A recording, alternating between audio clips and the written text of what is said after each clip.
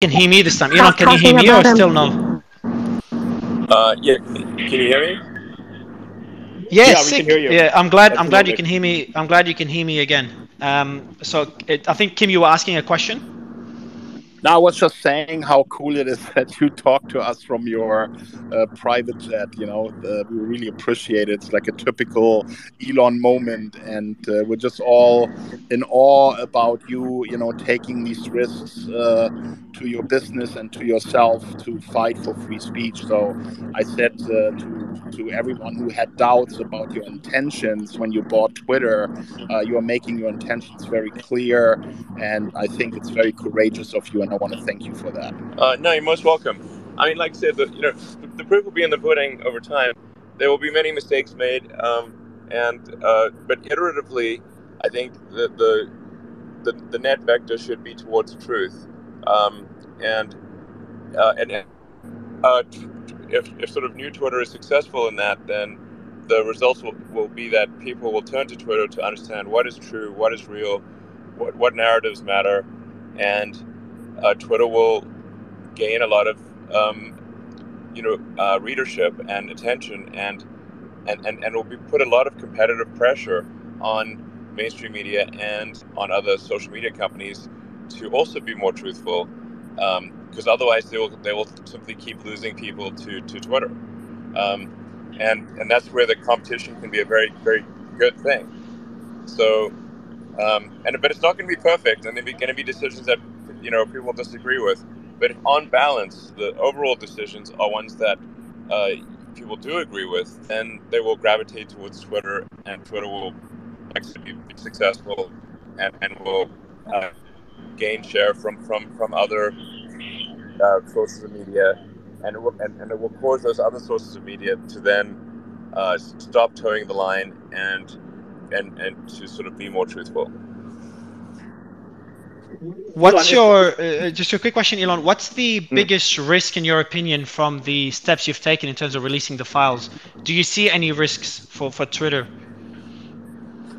I mean, I guess there'll probably be some. Yeah, I wouldn't be surprised if some lawsuits or something. So yeah, I would expect there to be some legal risk. But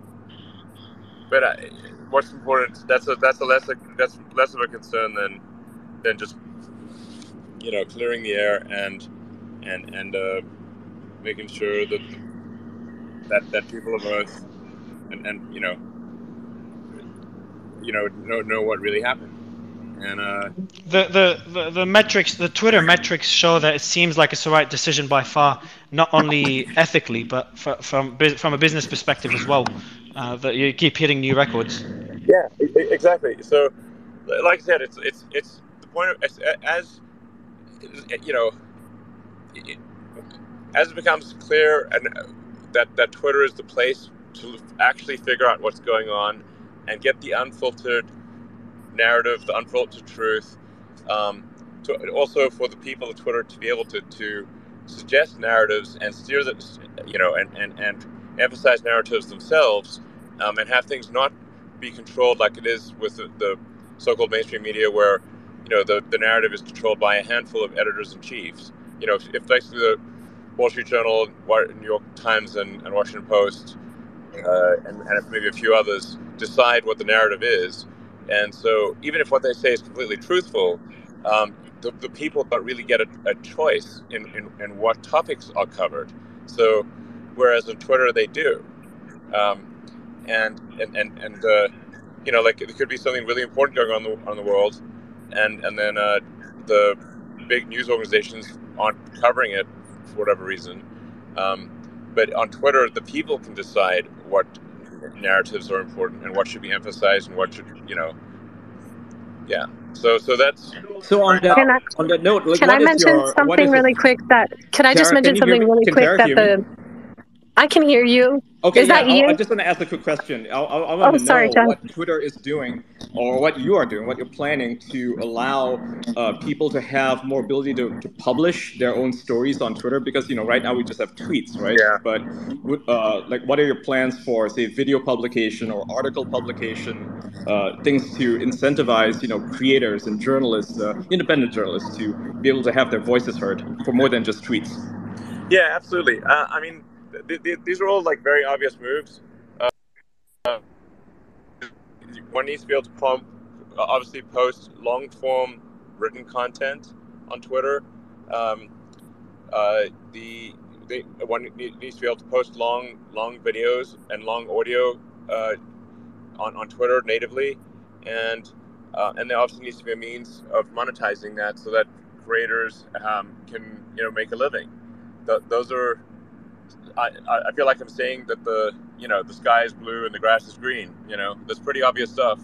But in order to implement those things, Twitter needs to have a strong software engineering organization that is focused on, you know, shipping great code, and really was quite a mess before, but it will have a strong engineering team and be able to implement those basic features. So, you know, that even if there are lots of limitations, let's say on example, then they can post it on Twitter, and then Twitter can be an effective competitor to YouTube. And then, like I said, what happens when there is competition for the truth, and everyone and one company steps out of line, then, you know, and actually really disallow the, you know, truth to flourish.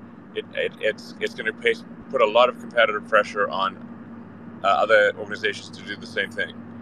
Can you talk about whether or not the effort to supposedly pre-bunk malinformation, which is to take real information and then, if it's damaging to a narrative, to put fear, uncertainty, and doubt around it, is there an attempt through the Department of Homeland Security or the FBI or CISA or any of these groups to tell Twitter that it has to maintain a port so that information can come from the government to say, we need this information pre-bunked?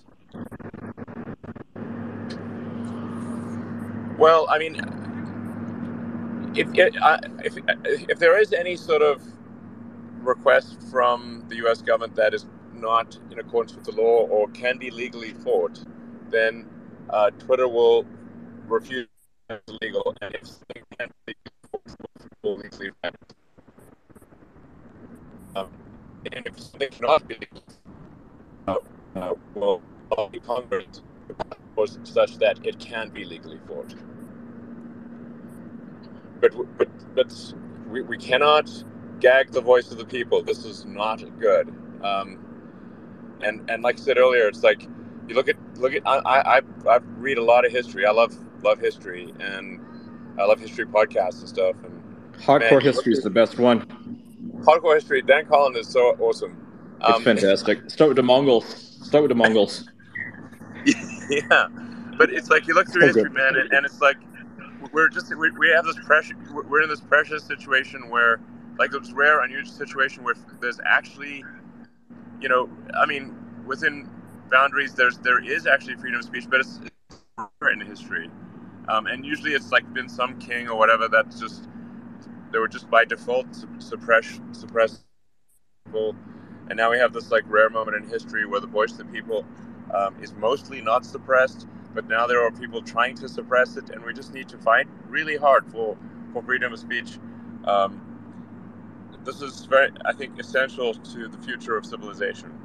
I absolutely agree with you. I mean, this is why you're fighting, right? This is why, you know, you're fighting for free speech so that we can have it in the future. Because if we don't have control of the present, we do not have control of the future. It will be in the control of somebody else, someone that we absolutely do not want to be in control of anything.